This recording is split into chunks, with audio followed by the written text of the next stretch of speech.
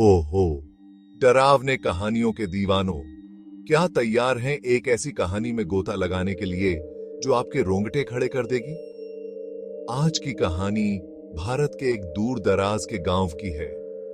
एक ऐसी जगह जो रहस्यों और अलौकिक घटनाओं की चर्चाओं से भरी पड़ी है।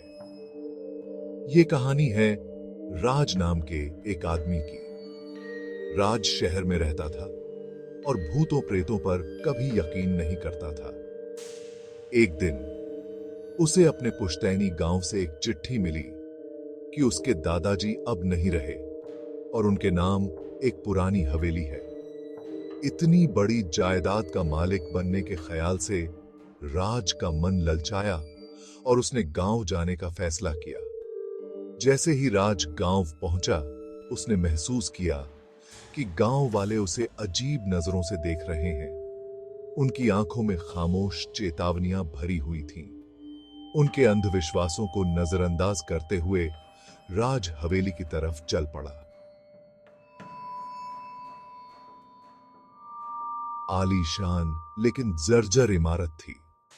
गांव वाले इसे भूत बंगला कहते थे। पहली ही रात राज को कई अजीब और गरीब घटनाओं का सामना करना पड़ा।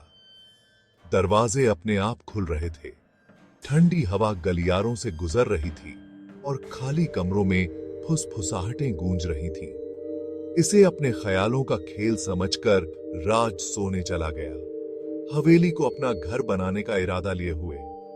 लेकिन अगली रात हालात और बिगड़ गए। उसे अपने पीछे कदमों की आहट सुनाई दी, लेकिन जब उसने मुड़कर देखा तो वहां कोई नहीं था।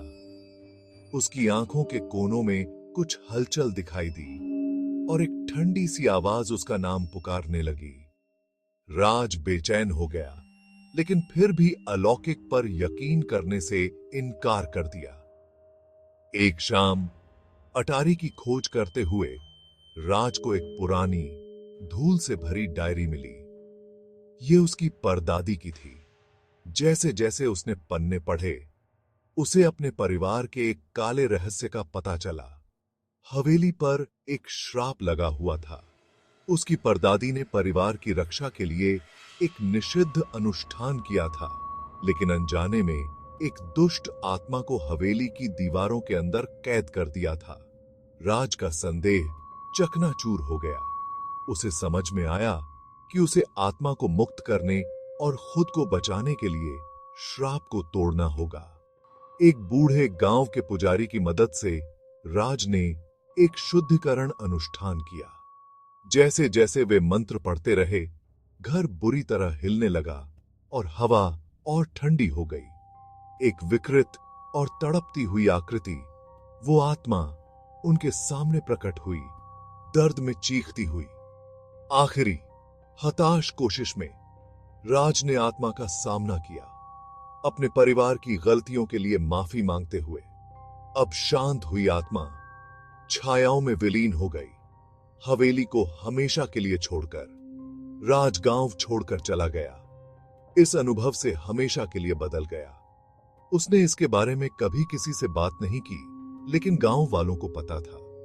वे जानते थे कि भूत बंगला अब भुतहा नहीं रहा, एक आदमी की हिम्मत की वजह से। तो अगली बार जब आप रात के सन्नाटे में कोई अजीब सी आवाज सुने, तो राज की कहानी याद रखें। हर भूत नुकसान नहीं पहुंचाना चाहता, कुछ बस शांति चाहते हैं। देखने के लिए शुक्रिया और डरावनी कहानियों के लिए लाइक, शेयर और सब्सक्राइब करना न भूलें। अगली बार तक डरावने रहें।